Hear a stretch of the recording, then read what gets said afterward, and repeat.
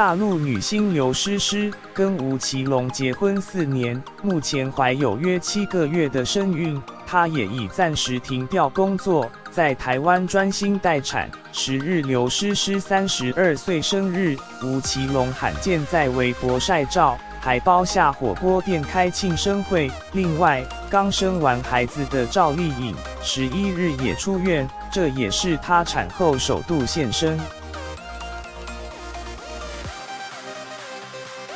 工作人员让一下，让一下！一身黑衣黑帽戴口罩，大陆女星赵丽颖全身包紧紧，从医院离开。8日她产下儿子后，11日冯绍峰陪着出院，小孩被家人抱上车，赵丽颖则是被平绍峰搀扶着，也跟着火速上车。大陆男星冯绍峰，谢谢大家，谢谢，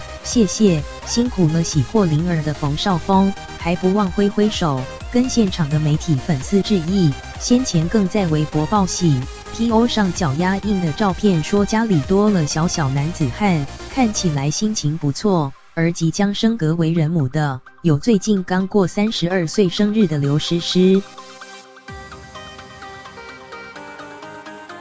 先前被拍到挺着7个月孕肚，一身黑衣在东区逛街，纤瘦身形完全不像孕妇，专心在台湾待产的刘诗诗10日过生日，老公吴奇隆不但包下火锅店庆生，还罕见的在微博晒恩爱 ，PO 上新型花火照以及刘诗诗的背影，粉丝都说她完全不像孕妇，依旧4肢纤细。